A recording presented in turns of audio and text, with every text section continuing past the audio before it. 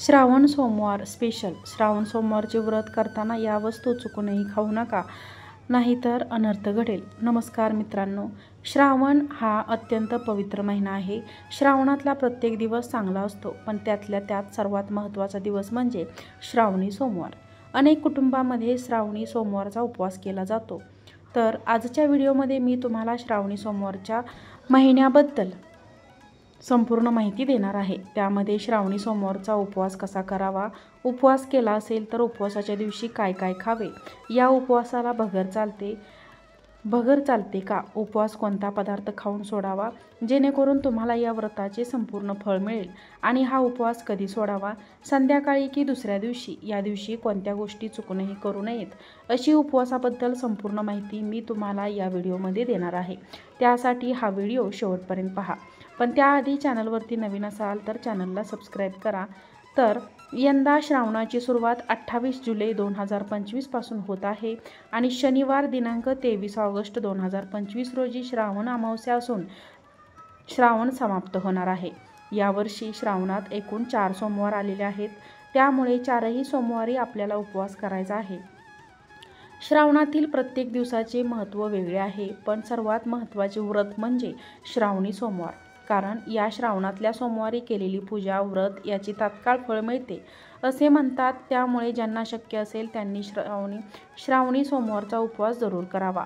तर श्रावण हा अनेक वेगवेगळ्या प्रकारे केला जातो. काही लोक संपूर्ण श्रावण महिनाभर उपवास करतात, तर काही जण फक्त श्रावणातले सोमवारच करतात, किंवा काही जण फक्त एक टाईम जेवण करतात. अशा वेगवेगळ्या प्रकारे श्रावण पाळला जातो. सोमवार हा शंकराचा आवडता वार आहे, म्हणूनच शंकराला प्रसन्न करण्यासाठी सोमवारच्या दिवशी अनेक महिला, अविवाहित मुलीसुद्धा उपवास करतात. अनेक महिला सुखी वैवाहिक जीवनासाठी श्रावणी सोमवारचे व्रत करतात, तर अविवाहित मुली योग्य जोडीदार मिळावा यासाठी व्रत करतात. तसेच जे लोक श्रावणी सोमवार भगवान शिवशंकरांची धार्मिक पूजा व्रत करतात त्यांना सर्व सुख व समृद्ध जीवन प्राप्त होते. कारण या काळात देवी पार्वतीने भगवान शिवशंकर यांच्याशी लग्न करण्याचा हेतू त्यांचा विश्वास संपादन करण्यासाठी उपवास ठेवला होता. असा विश्वास आहे की जर अविवाहित मुलींनी श्रावणी सोमवारी उपवास केला तर त्यांना त्यांच्या अपेक्षानुसार वर मिळतो. म्हणूनच विवाहित महिलांबरोबरच अविवाहित तरुणीसुद्धा हे व्रत करू शकतात. खरं तर हा उपवास प्रत्येकाने धरावाच, पण तो सिद्धेशही न्यावा. म्हणजे शरीर, मन, आत्मा यांच्या शुद्धतेसाठी आणि सिद्धीसाठी उपवास हा महत्त्वाचा आहे. म्हणजेच ज्या दिवशी आपण कोणतेही व्रत करत असतो त्या दिवशी आपण आपल्या मनाचं सुद्धा व्रत केलं पाहिजे. थोडक्यात या दिवशी कोणाबद्दलही वाईट बोलू नये, कोणाबद्दलही आपल्या मनात वाईट विचार येऊ देऊ नये, किंवा घरामध्ये वादविवाद, भांडणे करू नयेत. थोडक्यात काय, उपवास करत असताना शक्य असेल तेवढे आपले चित्त शांत ठेवावे. मनामध्ये कोणाबद्दलही विकल्प, वाईट विचार, शंका आणू नये. कारण उपवासाचा खरा अर्थच असा आहे की उप म्हणजे जवळ आणि वास म्हणजे निवास. परमेश्वराच्या जवळ आपण जेवढे निवास करतो, मंत्राचा जागर, त्या देवाचे नामस्मरण, भजन, कीर्तन, जप हे सर्व करणे ह्याला उपवास म्हणतात. शारीरिक उपवासाबरोबरच उपासनेलाही तेवढेच महत्त्व आहे. त्यामुळे या दिवशी आपल्याला जमल तेवढी शिवशंकराची उपासना करावी. ओम नमः शिवाय या मंत्राचा जप असेल, शिवलीलामृतचा अध्याय असेल, किंवा महादेवाचा कोणत्याही मंत्राचा तुम्ही जप करू शकता. तर जे लोक श्रावणी सोमवारचे व्रत करणार आहेत तर त्या लोकांनी सकाळी लवकर उठून स्वच्छ स्नान करून, शक्य असेल तर पांढरे शुभ्र कपडे घालावीत. त्यानंतर शक्य असेल तर महादेवाच्या मंदिरामध्ये जाऊन तुम्ही शंकराची अगदी मनोभावे पूजा करावी. शिवपिंडीवरती बेलपत्र अर्पण करा. मंदिरामध्ये जाणं शक्य नसेल तर तुम्ही घरीच शिवलिंगाची विधिवत पूजा करू शकता. आणि दिवसभरामध्ये जेव्हा वेळ मिळेल तेव्हा तुम्ही मंदिरामध्ये जाऊन शंकराचे दर्शन नक्की घ्या. शंकराला खूप काही करावे लागत नाही. फक्त 1 तांब्या पाणी जरी शिवाला अर्पण केले तरी ते खूप आहे. या दिवशी दिवसभर उपवास करायचा असतो आणि संध्याकाळी सोमवार सोडायचा असतो. मग दिवसभरामध्ये तुम्ही दूध, फळे घेऊ शकता. जी फळे उपवासाला चालतात ती ताजी फळे आणि दुधाचा समावेश तुम्ही तुमच्या आहारामध्ये करू शकता. किंवा तुम्हाला फराळ करायचा असेल तर मग साबुदाण्याची खिचडी किंवा साबुदाण्यापासून कोणतेही बनवलेले पदार्थ खाऊ शकता. पण बऱ्याच भागांमध्ये श्रावणी सोमवारी भगर खाल्ली जात नाही. म्हणजे महादेवाचा जो उपवास असतो, श्रावणी सोमवार असेल, महाशिवरात्री असेल, हरितालिका असेल, या महादेवाच्या कोणत्याच उपवासाला बऱ्याच भागांमध्ये भगर खाल्ली जात नाही. किंवा काहीजण फक्त दूध, फळे, भुईमुगाच्या शेंगा असे पदार्थ खाऊन पण उपवास करतात. आमच्या भागामध्ये पण श्रावणी सोमवारी भगर खाल्ली जात नाही. बऱ्याच ठिकाणी ही पद्धत आहे, पण तुमच्या भागानुसार तुम्ही थोडीफार पद्धत वेगळी असेल तर तुम्ही त्यानुसार हा उपवास करू शकता. बरेच जण उपवासाला तळलेले पदार्थ खातात, पण त्याऐवजी तुम्ही उकडलेले पदार्थ पण खाऊ शकता. जसे की रताळे, बटाटा, शेंगदाणे किंवा भुईमुगाच्या शेंगा उकडून पण खाऊ शकता. किंवा शेंगदाणे आणि बटाटा उकडून त्यामध्ये हिरवी मिरची घालून एक उसळ पण बनवली जाते. त्या पद्धतीची पण तुम्ही उसळ खाऊ शकता. पण वरीचे तांदूळ म्हणजेच भगर ही बऱ्याच ठिकाणी खाल्ली जात नाही. भगर पचायला हलकी असते, त्यामुळे अनेक उपवासाला आपण भगर खात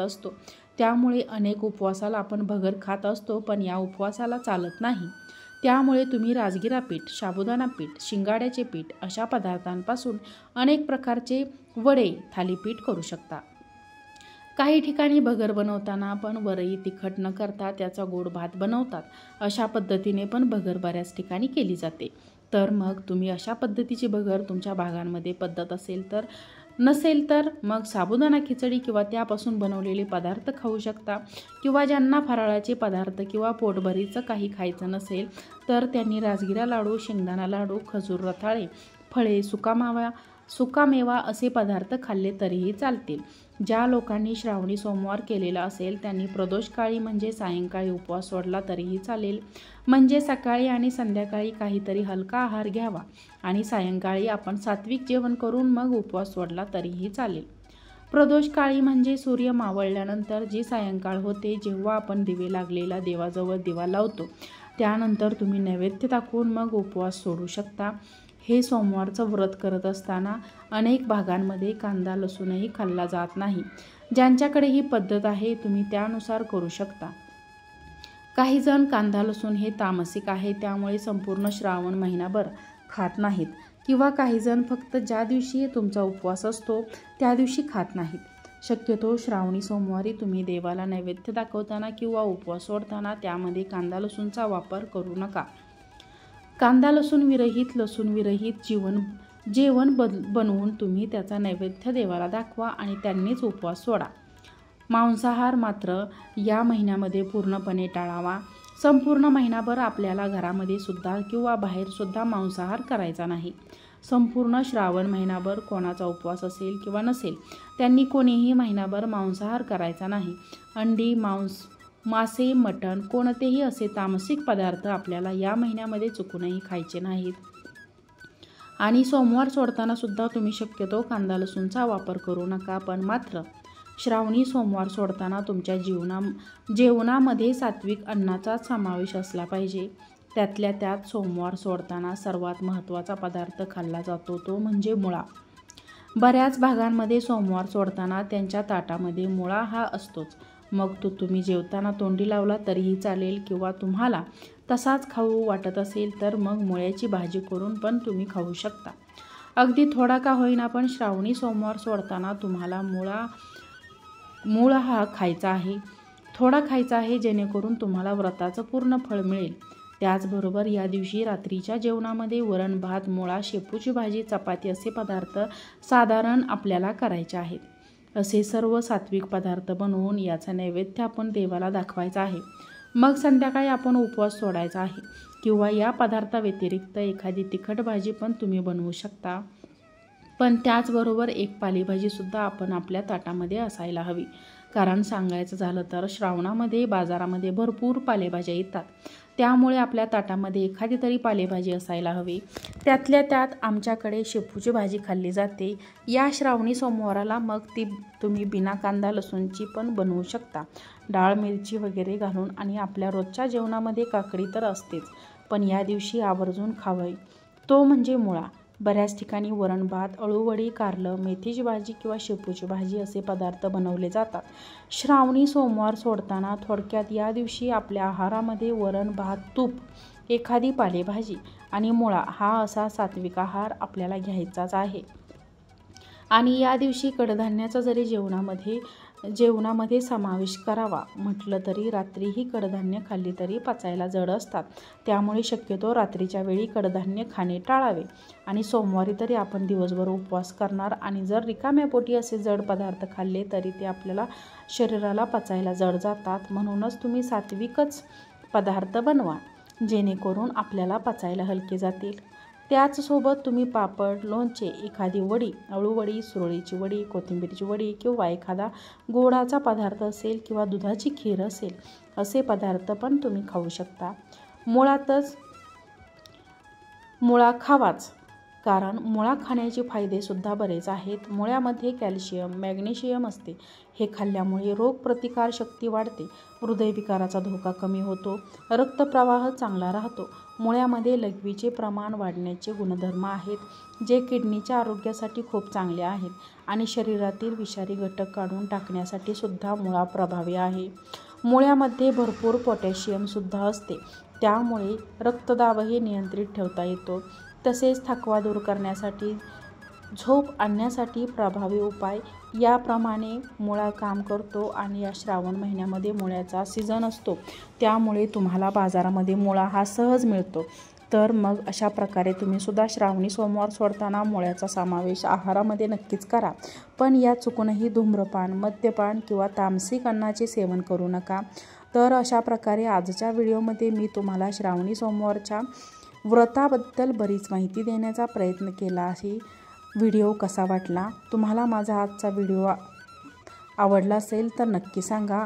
आणि असेच माहितीपूर्ण व्हिडिओज पाहण्यासाठी चॅनलला सबस्क्राईब करा आणि चॅनलला शेअर करा. आजचा व्हिडिओ पाहिल्याबद्दल धन्यवाद. श्री स्वामी समर्थ.